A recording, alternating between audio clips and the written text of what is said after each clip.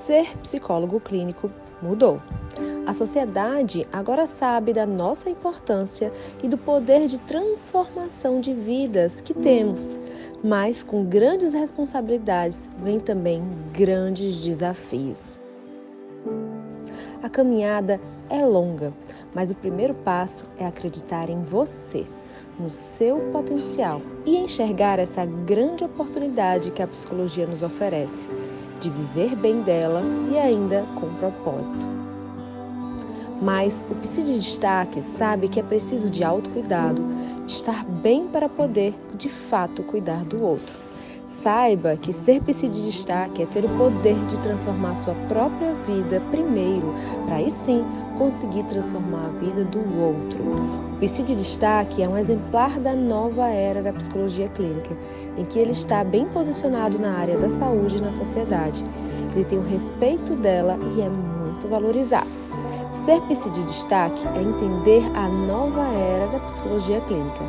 É inovar mais, é estudar mais, é empreender mais, é acolher mais, é entregar resultados a mais, é ser diferente, acreditar em si em busca de seus sonhos.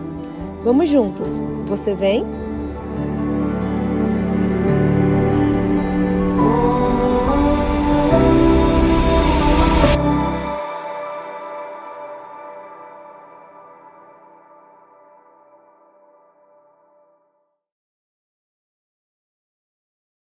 Olá, muito bem-vindos a mais um aulão de destaque aqui do Psicologia em Destaque, né? Trazendo esse conteúdo riquíssimo para vocês de forma gratuita aqui no nosso canal do YouTube. Eu espero que vocês curtam bastante. Quem está chegando aqui agora, eu quero dizer que temos outras aulas, temos aula de dependência tecnológica, temos uma aula de terapia dos esquemas na infância e adolescência, temos os quadros no meu sofá, que temos feedback, temos Ana Rizon, temos vários convidados bacanas, confiram aqui, tá, nos outros vídeos. E é isso, sejam muito bem-vindos, já peço para vocês deixarem o like aqui nesse vídeo, que é super importante pra gente, e quem ainda não é inscrito, se inscreva aqui no nosso canal para poder ficar por dentro de todos os vídeos novos. Eu tô morrendo de saudade de gravar aulão, já tem um tempo que eu não gravo. E hoje, né, a gente vai começar aqui o nosso aquecimento para Psicologia da Nova Era, que é o nosso evento que vai acontecer no próximo mês, tá? Se você ainda não tá sabendo, eu já tô te avisando de agora para você se organizar, que mês que vem a gente vai ter esse super evento. Mas vamos falar sobre o nosso tema de hoje, que é os principais obstáculos de atuar com a TCC na prática infanto-juvenil. Gente, eu recebo muitas mensagens constantemente falando: Ana, eu tenho dificuldade com isso, dificuldade com aquilo. Então eu tentei compilar aqui algumas dificuldades, né, ou obstáculos que alguns psicólogos podem ter de atuar com a TCC na prática infanto-juvenil, pra gente conversar um pouquinho, deixar um pouquinho mais claro e registrado aqui sempre que você tiver alguma dúvida. Vim conferir nossa aula e tirar essas dúvidas, tá? Sintam-se à vontade para deixar comentários aqui. Quem estiver ao vivo aqui durante a aula, vai deixando que eu vou respondendo, tá? E quem estiver assistindo essa aula gravada depois, é só também deixar que sempre que der eu passo por aqui e respondo também. Então, vamos lá começar a falar sobre esse tema, né, gente? Primeiro de tudo, eu queria dizer para vocês, que deve estar aparecendo agora na tela, né? Essa frase que eu adoro, né? Eu sempre começo falando que intervir na infância é promover resiliência e auxiliar na construção de futuros adultos mais saudáveis. Porque, na verdade, a infância é um chão que se pisa a vida toda. Então, gente, o nosso papel de terapeuta infanto-juvenis é super relevante na construção de uma sociedade mais bem fortalecida a longo prazo. Se a curto prazo o nosso trabalho já tem impacto, imaginem isso a longo prazo, né? A gente vendo os efeitos dessas crianças e adolescentes mais resilientes, se tornando adultos igualmente resilientes ou até mais, né, maduros, e tendo a oportunidade de refletir em alguns temas e tópicos que nós às vezes não tivemos na nossa infância e adolescência. Então, o nosso papel enquanto terapeutas, ele é riquíssimo. Ele não é só para tratar um sintoma que acontece na infância e adolescência. Ele também promove resiliência e ajuda com que esse chão que os nossos pacientes vão pisar a vida toda seja mais saudável emocionalmente, mais feliz, mais tranquilo. Por que eu estou enfatizando tudo isso, né? Que a infância é um chão que se pisa a vida toda.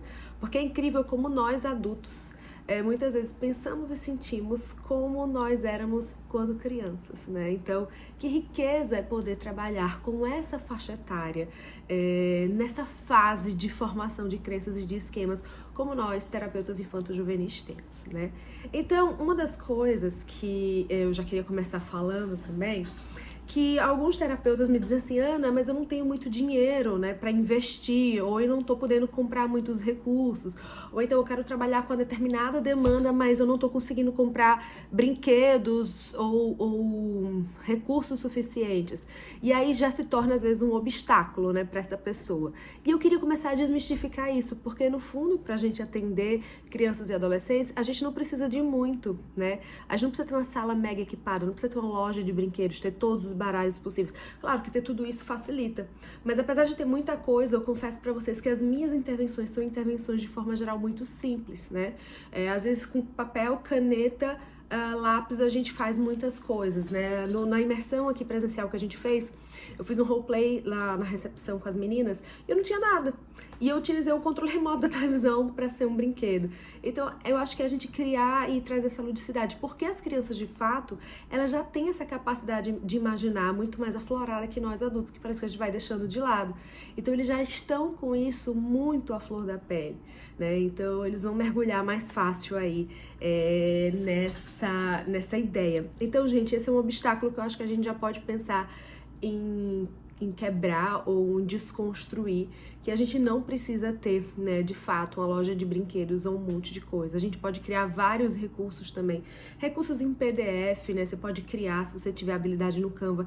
Se não, também você pode criar até no papel algumas listas. Então, assim, a gente não precisa de muito dinheiro ou de muita coisa para começar a atender. Porque a gente vai começar a comprar, né, o nosso arsenal de coisas para a clínica infanto-juvenil de acordo com as demandas que surgem, né? Então, e com o dinheiro que a gente vai tendo para reinvestir. Lembrando que investir nesses itens para a clínica é sempre um investimento, não é um gasto, né? Então, eu queria já começar falando por esse obstáculo, né? Porque, na verdade, assim, quando a gente fala da TCC, ela hoje, sem dúvidas nenhuma, é uma abordagem que tem padrão ouro para tratamento, né, na infância e adolescência. Tem diversas pesquisas que comprovam isso. E o que eu acho mais bacana da TCC é porque ela consegue pegar desde crianças muito pequenas e ela vai em crianças maiores, adolescentes, adultos, até idosos, enfim. Então ela consegue trazer um respaldo pra gente muito, muito legal. Eu também trabalho com a terapia dos esquemas, vocês sabem disso. Mas para crianças bem pequenas, a gente precisa trabalhar mais a nível comportamental, tá? Então eu acho que essa parte que a TCC, ela acaba abrangendo um público tão amplo e trazendo tantos ganhos, né, pra gente.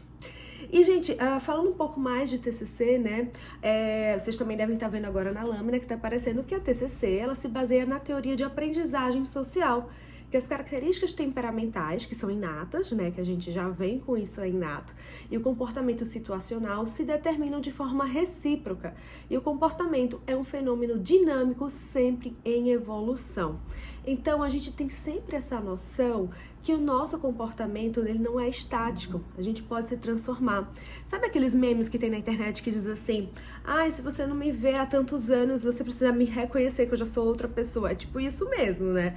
Então a gente muda muito com o tempo, a gente muda, e que bom que a gente muda, né? Principalmente crianças e adolescentes. Então a TCC, ela vai sempre se basear em aprendizagem social, tá?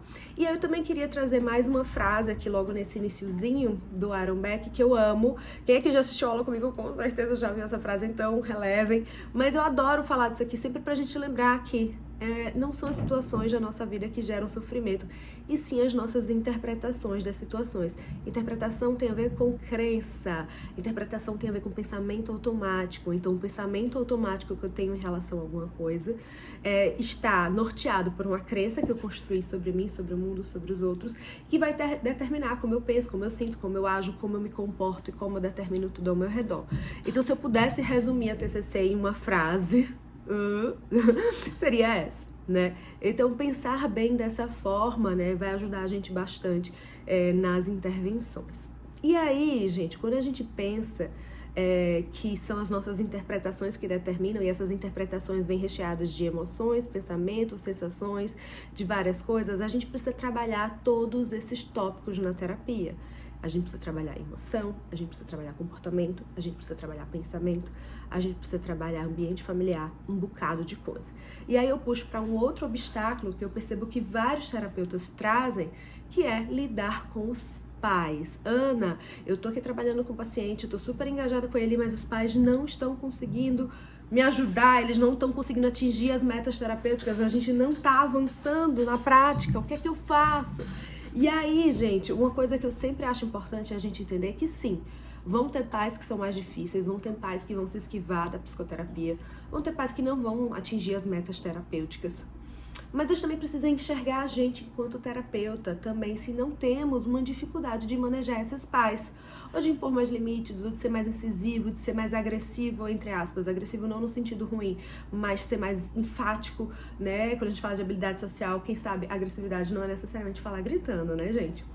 Então, de você pontuar exatamente o que você precisa daquele pai e conscientizar. Eu até faço umas reflexões de vez em quando, quem me acompanha no Insta, que pais difíceis podem ser pacientes adultos difíceis também. E a gente tem que entender que faz parte do nosso trabalho. A gente precisa também ver o que é que esses pacientes estão ativando na gente, que está fazendo com que a gente tenha dificuldade de manejar ou de conseguir um resultado mais efetivo ali. Então, lidar com os pais, eu percebo que é um grande obstáculo que muitos terapeutas que trabalham na infância trazem. E eu queria começar a conversar sobre como a gente pode quebrar esse obstáculo. O primeiro de tudo é mudar essa crença, que os pais são difíceis, são frustrantes e pronto. Não, gente, a gente tem que entender que o nosso papel enquanto terapeuta é lidar com pessoas difíceis. Se fosse só paciente fácil, tava de boa, acho que tava indo fazendo terapia, né? Então, assim, a gente precisa entender que tipo de crença esses pacientes ativam na gente e qual é a nossa dificuldade de manejar esses casos. Porque às vezes a resposta não tá só no outro, também pode estar na gente, tá? Então, essa é a primeira coisa que eu queria pontuar. E uma outra questão também que eu acho que as metas dos pais na terapia precisam ficar mais claras. Eu vejo muitos colegas terapeutas, porque eu dou muita supervisão, que às vezes meio que pontuam para os pais sutilmente algumas questões. Gente, a gente precisa fazer um plano para esses pais. Objetivo, 1, 2, 3, 4. Eu preciso que você faça isso essa semana. Eu preciso que você faça aquilo. A gente precisa engajar mais esses pais. Uma coisa que o Christoph Luz sempre fala nas aulas, né? Que se vocês falando mais ou menos, se vocês quiserem assistir ele gratuitamente, tem ele falando de TR, infância e adolescência aqui no nosso canal, tá? E ele também é professor do nosso curso de TCC Infanto Juvenil, de treino de pais. Mas eu vou parafrasear ele aqui, que ele sempre fala assim, que no treino de pais, a gente precisa mostrar para os pais, e nós terapeutas precisamos entender que naquele momento a gente vai falar muito mais sobre os pais do que sobre os próprios filhos. Porque é uma tendência natural que nós temos, porque os pais, quando vêm para a terapia dos filhos, querem falar dos filhos, óbvio que vai ter espaço para isso. Mas muitos momentos a gente vai precisar focar neles, na parentalidade deles, como eles se sentem, como eles pensam, como eles manejam, como eles podem manejar de forma mais assertiva. E diz muito mais respeito a eles do que dos seus filhos. Então, muitas vezes, o foco na intervenção de orientação de pais precisa ser os pais e não os filhos. Os pais enquanto vivenciadores da sua própria parentalidade. Tá ficando mais claro? Então, eu acho que às vezes também nós, terapeutas infanto-juvenis, confundimos um pouco o que deve ser feito em cada sessão com esses familiares. Não, tem sessão que é só informativa, tem sessão que é só feedback, tem sessão que é só escutar o que aconteceu, mas muitas delas precisam ser de orientação de fato focada nas situações deles, em como os filhos os ativam, quais são as crenças que eles têm, quais são os esquemas que estão atrapalhando. Então, é uma coisa que precisa ser muito focada neles. Então, pra gente quebrar esse obstáculo de pensar que sempre os pais vão ser um problema, o filho não vai evoluir porque os pais não se engajam, tem pais, eu escuto assim, pais que jogam a criança na terapia e dizem assim, resolva, psicólogo. Acontece. Mas, gente, a gente precisa começar a entender também que isso faz parte do nosso trabalho. É um obstáculo que a gente não precisa ver como um problema, e sim algo que faz parte. E naturalizar isso, gente. Eu vejo muita gente falando como se fosse um big problema. Eu não gosto de trabalhar com criança porque os pais são frustrantes. Então, a gente também precisa entender aonde que está sendo a nossa falha, né? E compreender que a gente precisa focar nos pais enquanto vivenciadores da sua própria parentalidade e como esses filhos ativam, como que eles também recordam, né, como que eram os pais deles com eles, né, como que era essa relação parental, checar padrões transgeracionais, como vem sendo de geração em geração, né, essa criação, porque muitas vezes existe uma reprodução de comportamentos ao longo da família e das gerações, de comportamentos aprendidos mesmo, que às vezes parece que estão impregnados no nosso DNA, e a gente às vezes nem para pensar em uma possibilidade alternativa de se pensar e refletir uma situação. Então esse é mais um ponto também da gente pensar. Então essas são algumas reflexões que eu queria trazer sobre essa questão dos pais, né? Que a gente precisa também entender que eles não precisam ser vistos como um obstáculo, e sim como os nossos parceiros, tá? E deixar isso muito claro para eles, que para terapia, em muitos casos, para terapia funcionar, a gente vai precisar do engajamento deles. Óbvio que existem casos que a gente vai precisar muito pouco dos pais, né? E a gente também consegue evoluir, né, com os pais que não participam. Claro que quando participam a gente consegue evoluir muito mais. Mas sim, dá pra gente ter alguns resultados com os pacientes até quando os pais não se envolvem, ok, tá, gente? Mas a gente sabe que quando os pais também se envolvem, tem essa mudança estrutural em casa, a resposta da terapia é muito mais rápida, muito mais eficaz e, de forma geral, acho que impacta muito mais nessa família positivamente e nessa criança, de forma geral. Então, esse era o segundo ponto aí de obstáculo que eu queria trazer pra vocês, né? Que eu percebo que algumas pessoas acabam trazendo como obstáculos na prática infanto-juvenil. Uma outra questão que eu percebo, eu estava essa semana dando uma mentoria para uma aluna querida, e ela me disse assim: Ana, eu acho que uma das minhas grandes dificuldades é dar conta de atender públicos de idades variadas, porque atender criança de 4 anos é muito diferente de atender de uma de 9, como é diferente de atender um adolescente de 17. E ela me disse assim: eu não tô dando conta de estudar tudo. Então, se esse é um obstáculo que você também passa, eu queria que você refletisse um pouco sobre a sua rotina de estudos e sobre a sua autocobrança pessoal. Eu acho que a gente precisa, se a gente quer dar conta de atender vários públicos, a gente precisa estudar e se manter atualizado para todos. Por isso que eu acho que a gente sempre deve fazer pelo menos um curso por ano para estar atualizado com alguma demanda. Eu tenho algumas regras internas minhas, que todo ano eu preciso estudar, tanto para atender o público infanto-juvenil quanto o público adulto, que eu não abro mão de atender. Então todo ano eu tô me especializando em algo relacionado a esses públicos para levar o melhor para ambos, tá? Mas, gente, eu também acho que a gente pode estudar de acordo com as demandas que surgem na clínica.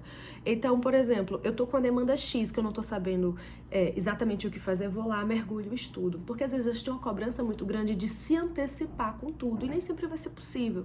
Então, eu acho que às vezes também ver como que as nossas crenças estão impactando para isso. Então, eu acho que dividir mesmo uma rotininha de estudos, né? Uma frequência de leitura semanal e organizar bem isso. Porque dá sim, gente. Eu costumo dizer que pacientes mais velhos, às vezes a gente não precisa estruturar tanto uma sessão para se tornar interessante. Por isso que é importante, às vezes, a gente ter algumas cartas na manga para facilitar as intervenções. Então, do tipo, você tem alguns materiais protocolares, que eu digo assim, tipo os PDFs, né, que eu tava falando para vocês. A gente tem a comunidade no Telegram, se você ainda não faz parte, no link da bio do Insta da gente, tem um link que vocês são redirecionados para lá, que tem vários PDFs para ajudar mesmo algumas sessões, né, de intervenção. E eu acho que entender, gente, que a gente precisa seguir uma rotina, uma agenda básica de sessão, baseada na TCC. E seguindo essa agenda básica, a gente não fica tão perdido. Então, esse é um dos princípios da TCC, que é o estabelecimento de agenda, que facilita, principalmente para crianças e adolescentes, terem previsibilidade do que vai acontecer na sessão. Então, eles acabam se sentindo ainda mais seguros, porque eles entendem exatamente o que vai acontecer. Isso também ajuda o seu planejamento terapêutico. Uma outra sugestão que eu dou, a gente tem até inclusive um produto que é o Planner PC de Destaque. Ele não tá à venda agora, eu só vendi ele uma vez no Black Friday, porque esse é um material que faz parte exclusivamente do nosso curso, que é um planner, todos os alunos do curso eles têm, mas é um planner que ele ajuda a organizar a semana do psicólogo, no sentido de todas as intervenções que você vai fazer. Então, um dia da semana você consegue organizar tudo, né? Que é o que eu faço aqui. Eu tiro um dia na segunda-feira e eu organizo meus atendimentos. Então, é essa a ideia. Com organização, com planejamento, as coisas fluem muito bem, a gente não fica nesse desespero. Então, se você já tem uma certa previsibilidade, claro que às vezes a gente planeja uma sessão perfeita e na hora da sessão não dá pra fazer nada. Vai acontecer isso também, mas tá tudo bem. Mas a gente entender que a gente pelo menos sabe que linha de raciocínio seguir. E aí vem outro obstáculo, que são alguns terapeutas que não conseguem fazer planejamento. E a gente precisa conceitualizar o caso, que é outro obstáculo também, que se junta com esse, vou juntar dois, que é conceitualizar o caso, é imprescindível na TCC, porque a partir da conceitualização a gente vai poder montar o plano de intervenção e a gente vai ter uma leitura mais eficaz do caso, que vai direcionar as nossas intervenções. Então, independente se você conseguiu planejar ou não uma sessão, se você tem bem claro na sua cabeça o plano, a conceitualização daquele caso, o plano terapêutico vai ficar mais claro na sua cabeça, porque na verdade a conceitualização de caso, ela abre um leque de possibilidades para a gente começar a pensar em hipóteses e nas intervenções que precisam ser feitas para atingir os objetivos naquele caso.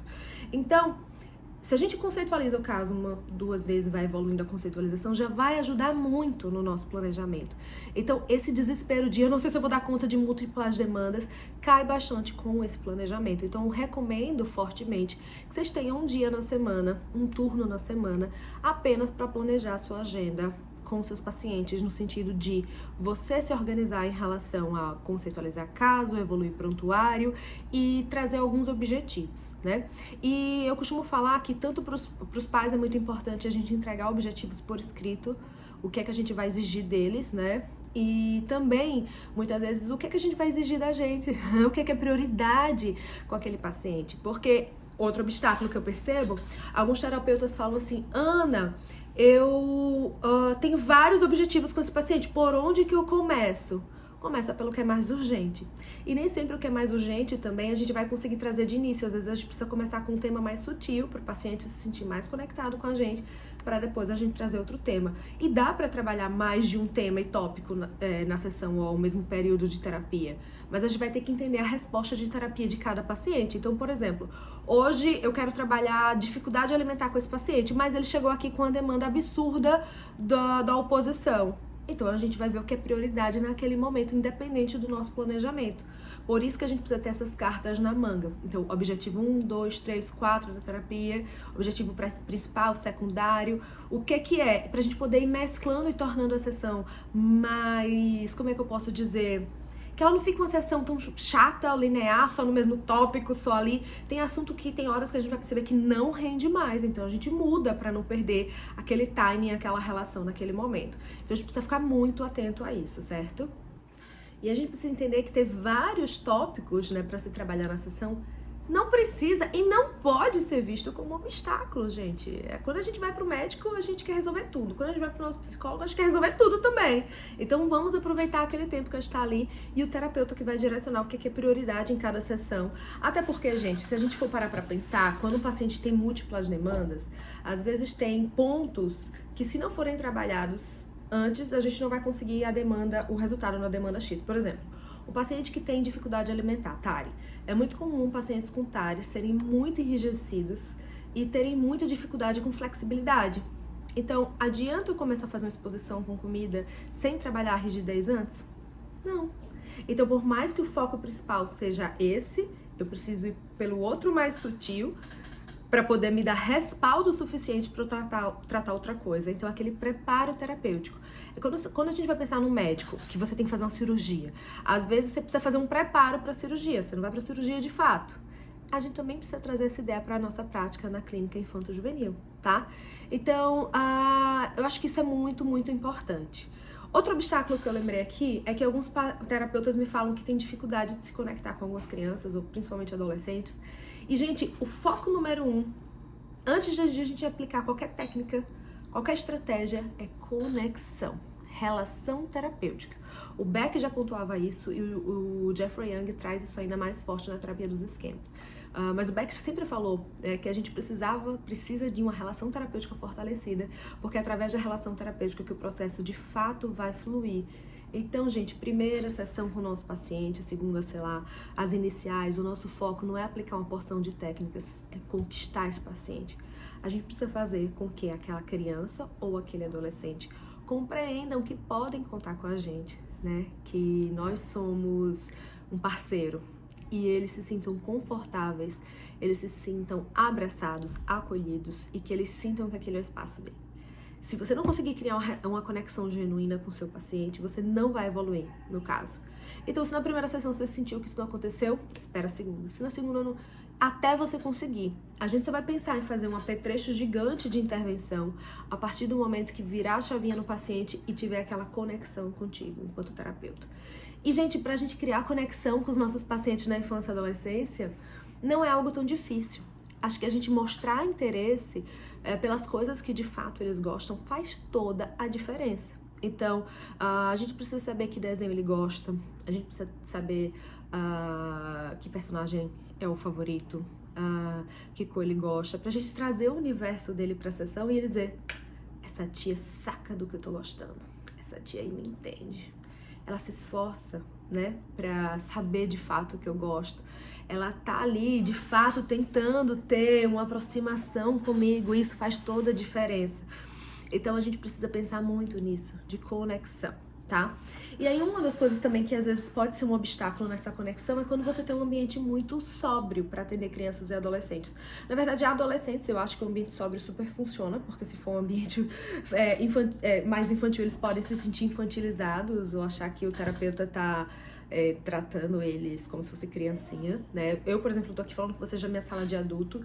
Essa é uma parte da visão que o paciente que senta na poltrona ali vê, no caso dos adolescentes eu atendo aqui. Mas a gente precisa ter algo que sinalize que a gente atende criança, para as crianças se sentirem identificadas. Então, eu tenho a oportunidade de ter uma porta aqui, né, essa portinha de vidro, e aqui eu atendo crianças. Então, precisa ter um ambiente pensado para as crianças, tá? Assim como um ambiente pensado para os adolescentes e pensado para os adultos, porque precisa ter uma identificação. Não é tão gostoso, gente, quando a gente chega num ambiente que a gente se sente acolhido, que a gente sente que aquele ambiente combina com a gente, que aquele ambiente se comunica com a gente. Então, essa é a diferença também que faz. E aí a gente precisa ter cuidado para os pacientes adolescentes não se sentirem infantilizados se você tem uma sala muito lúdica, né? Então, prestar atenção nisso também, porque pode interferir no processo, tá? Nada impede se o adolescente quiser ir lá na sala de criança também. Mas a gente deixa eles muito à vontade. Eu sempre digo assim, a tia tem 2 salas, essa e aquela, qual que você prefere?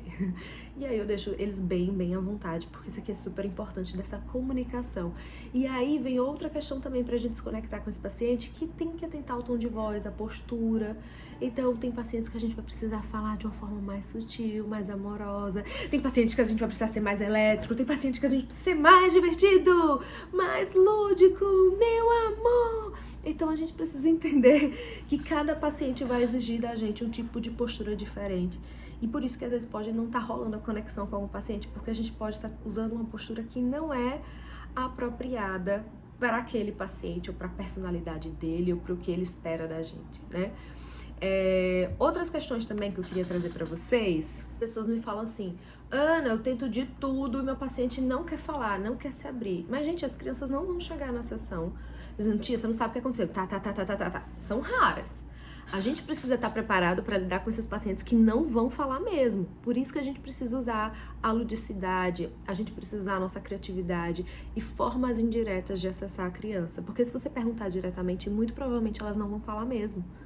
Então, a exceção são aqueles que chegam: tia, isso é diferente do processo do adulto. Então, a gente precisa entender isso, porque às vezes é uma urgência nossa enquanto terapeuta que aquele paciente tenha aquela resposta naquele ritmo que a gente quer, daquela forma que a gente quer, e não vai ser assim sempre, gente. Então, né, criança e adolescente dificilmente vai chegar pra gente, e principalmente as crianças, e falar: tô com esse problema, tô com aquilo, tô chateado com isso. Eles não conseguem às vezes nem se expressar direito. A gente vai ter que ajudar, isso vai fazer parte da terapia, ajudá-los na expressão emocional, ajudá-los na expressão de pensamento, na conversa, tudo isso. Então isso muitas vezes também é foco da psicoterapia, né? Então a gente precisa ter muito cuidado com isso também. Outra questão que às vezes eu percebo que pode ser, na verdade eu não sei se é um obstáculo, mas uma coisa também que eu queria dizer pra vocês, né? A gente sempre usa lista de frequência na recepção. E eu recomendo a vocês fortemente que sempre seja um adulto responsável que assine, não as crianças, para ter mais validade judicial caso um dia a gente precise usar essas fichas para qualquer coisa, tá? Então também fica essa dica para vocês. Tem criança que ama assinar, ok, mas que tem a assinatura dos pais, ou de um responsável, ou de um adulto que aí traga acompanhando do lado. Lembrei disso agora e quis pontuar pra vocês, não sei nem se seria um obstáculo, mas só uma dica aí extra, um plus pra gente colocar aqui também, pra vocês já anotarem aí essa sugestão que veio na minha cabeça agora, né? Então, acho que também é importante a gente falar disso, pra gente estar sempre respaldado. Um outro obstáculo muito comum que eu vejo os PCs falando por aí é: eu não sou criativo, eu não sou lúdico. Gente, eu quero dizer pra vocês que a criatividade pode ser desenvolvida e todo mundo tem um potencial criativo dentro de você. E isso a gente pode desenvolver e através das técnicas e das habilidades. Assim, criando novas habilidades, a gente pode fazer tudo isso, né? Então, acho que para atender criança e adolescente, basta a gente se identificar com o público, que o resto a gente vai dando conta de fazer aos poucos, tá? Então, eu acho que esse é um obstáculo que, de todos, é o mais sutil de todos, assim, pra falar a verdade. E a gente fala muito sobre isso no curso Psi de Destaque Inteligência Infanto-Juvenil. A gente tem um módulo todo de criatividade só pra falar sobre isso. E a gente precisa muitas vezes utilizar a nossa imaginação para resgatar aquela criança interna que a gente tem. Gente, a gente já foi criança um dia, então a gente tem sim, de fato, essa capacidade de imaginar, essa capacidade de criar, de vivenciar o lúdico. É só a gente resgatar aquela criança interna que tem dentro da gente, porque ela vai ajudar muito a gente nas intervenções na prática clínica infanto-juvenil. Ela vai ajudar bastante, com certeza. Então, outra coisa também que eu queria falar, anotei aqui na minha pesca, né, que eu percebo às vezes que alguns PCs me dizem assim: Ana, eu já tentei de tudo, eu não tô conseguindo evoluir em determinado tema. E eu quero dizer pra vocês, se não tá conseguindo evoluir é porque de fato não tentou de tudo. A gente sempre tem que focar na causa do problema e não no sintoma em si. Então, o sintoma é só o sintoma. Por trás desse sintoma tem lá, né, a raiz. É como um iceberg. Tem a pontinha do iceberg, que é o sintoma, e tem um bocado de coisas que estão por trás. Então, a gente sempre precisa fazer uma investigação grande do porquê que as coisas estão acontecendo e o que é que tá por trás do sintoma. Então, voltando lá para a história da conceitualização, ela vai nos ajudar muito, né, a poder compreender as causas que levaram àquele sintoma e das coisas estarem do jeito que estão, né? Então, o que mais que é responsável por aquele sintoma, né, de causa? Que outras causas possíveis também acabam acontecendo? Então, infiltrando tudo isso e percebendo tudo isso. E aos poucos, gente, quanto mais prática a gente vai tendo, com mais experiência, as coisas vão ficando muito mais claras, né? Eu sempre falo, tá com medo, vai com medo mesmo. Então, assim, eu acho que não tem um obstáculo maior que a gente, com muita empatia, amor, afeto, não consiga, de fato, resolver. Outro obstáculo que eu percebo, que talvez até os PCs não falem, mas eu percebo, é uma questão de prática e de gestão eficaz. Porque quando a gente tem o atendimento clínico, a gente precisa se ver como negócio, né? Essa é uma coisa que eu bato muito nessa tecla, e a gente precisa virar essa chavinha dessa mentalidade de se enxergar enquanto negócio, que faz toda a diferença para o nosso negócio de fato prosperar, né? Então, a gente precisa entender que o fazer de psicologia clínica é um business também, tá? Então, como todo business, a gente precisa investir, só que nós somos a pessoa principal, então esse investimento precisa ser muito pessoal, em estudo, na nossa imagem, Autoestima Psi, né, eu sempre falo dessa hashtag. Para quem ainda não sabe direito que a Autoestima Psi é um projeto que eu levanto muito nas redes sociais, falando sobre a importância do nosso autocuidado enquanto terapeuta e da gente também ter um posicionamento adequado, não é só sobre o look do dia e como a gente se apresenta, porque claro que a gente está apresentado de uma forma mais elegante e tudo vai passar mais credibilidade para o nosso paciente, mas tem a ver com o investimento pessoal, tem a ver com o investimento na clínica, no ambiente tá bonito e agradável para o seu paciente, tem a ver com o mimo que você faz para o seu paciente, tem a ver com a experiência que você proporciona ao seu paciente. Então, quando a gente proporciona uma experiência, isso faz parte também de gestão, né? Proporcionar uma experiência, uma oportunidade diferente, uma vivência diferente enquanto vai para consulta na clínica. E a gente também pode fazer essas experiências para atendimentos online, né? Criar alguns rituais com os pacientes, enviar alguma coisa para casa deles para diminuir essa distância física, porque tudo isso também aproxima e pode dar grandes resultados. Lembrando lá que eu falei no início sobre a importância de uma relação terapêutica fortalecida, que faz muita diferença, né? Então, eu acho que tem essas questões aqui também, né? Outra questão que eu acho que eu podia falar um pouquinho mais sobre os pais é com que frequência chamar os pais. Às vezes isso é um obstáculo para alguns terapeutas. Não existe uma regra, né, da frequência de chamar os pais.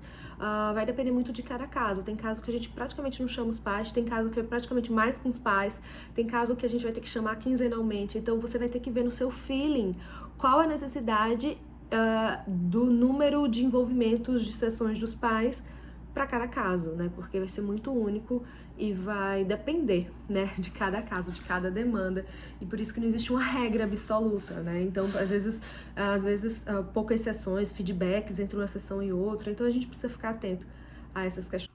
E eu também sei que um grande desafio na prática infanto-juvenil para alguns psis é captar pacientes. E eu acho que a gente precisa abrir um pouco, né, a nossa mente também em como podemos captar pacientes e que ações podemos fazer para atrair exatamente o nosso público certo, né, para a clínica. Então, fazer parcerias com escolas é muito importante, sabe? Oferecer palestras, eu fiz muito já isso, oferecer algum tipo de serviço diferencial que você faça para essas escolas, seja orientação de professores, orientação de pais, palestra diretamente para os alunos, adolescentes ou crianças, grupos, oficinas de emoções. Então, serviços que muitas vezes você pode prestar gratuitamente, que pode agregar muito valor para aquela escola que os pais contratam, né? Ou também participar, sabe? Fazer parcerias com empresas que focam no seu público, do tipo uma loja, então um evento de Dia das Crianças, um evento de Dia das Mães, um evento de Dia dos Pais. Locais onde tem esse seu público nichado, né, que você quer trazer para a clínica. Então, eu acho que isso é muito importante também para a gente combater esse obstáculo, né? Você se fazer ser visto. Um desafio também, né, que eu percebo que alguns terapeutas infanto-juvenis falam é dos pacientes de fato se engajarem com as tarefas de casa. E, gente, eu acho que primeiro a gente precisa mudar de nome. Que imagina você passar mais uma tarefa de casa para uma criança que já tem tarefa de casa da escola. Ela vai dizer, que saco, não quero fazer. Eu acho que a gente pode chamar de desafio, meta da semana, enfim. E muitas vezes a gente direciona para os pais se responsabilizarem e não necessariamente para a criança se responsabilizar, a depender da idade, a depender do objetivo. Então, eu acho que é muito importante a gente pensar em uma meta semanal que seja para a família, né? E assim, nem sempre a gente vai passar uma tarefa de casa. Tem semanas que eu não passo nada. Tem muitos pacientes que eu não passo tarefa de casa, né? Eu sei que é um dos princípios da TCC, mas nem sempre a gente vai passar. Então, às vezes a gente passa, às vezes a gente não passa.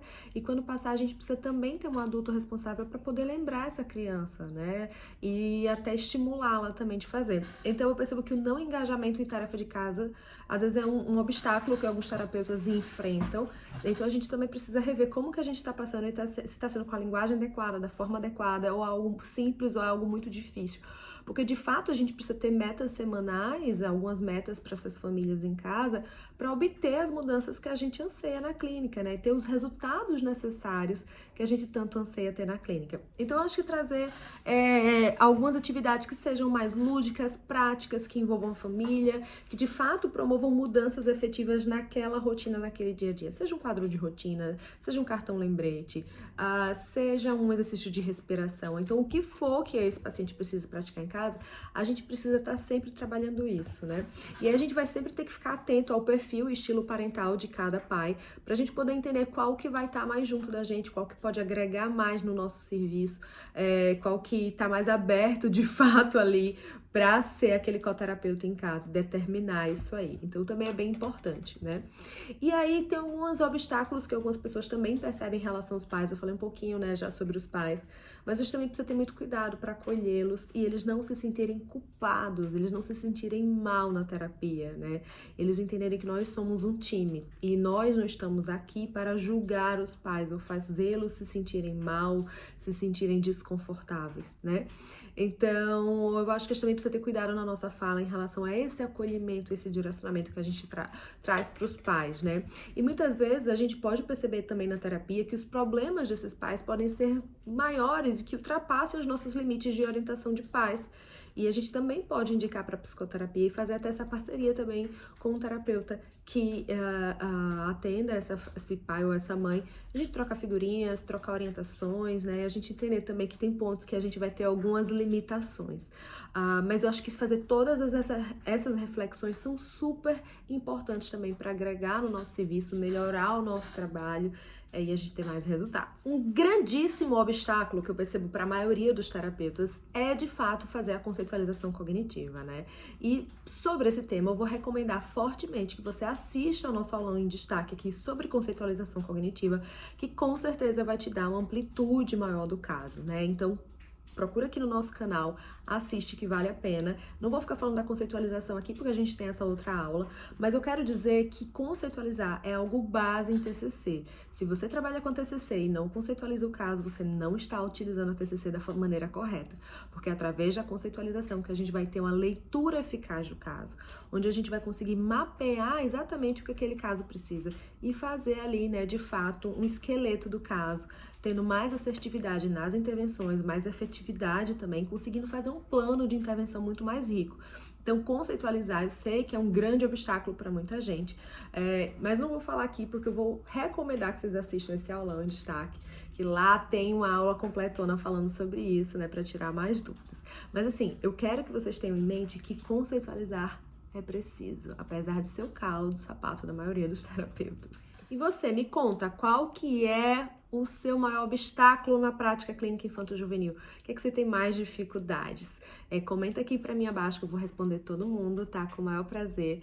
E eu espero que vocês tenham gostado desse formato de aulão em destaque. Tentei fazer um formato diferente hoje.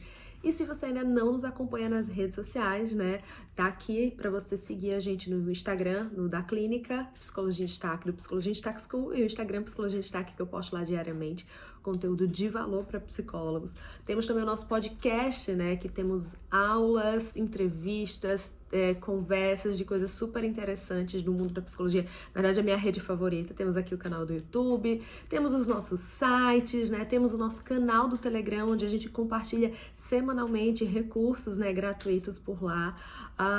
E continuem ligados nas nossas redes, né, que a gente está sempre atualizando tudo por aqui, para você não perder nada, que tem muito conteúdo gratuito, maravilhoso para psicólogo, e você não pode ficar de fora. Quero agradecer a sua companhia comigo aqui, né? Obrigada por estar até aqui, e mais uma vez vou te lembrar para deixar seu like e assinar o nosso canal, se cadastra aqui para você não perder nada. Um beijo e até o nosso próximo vídeo aqui no YouTube.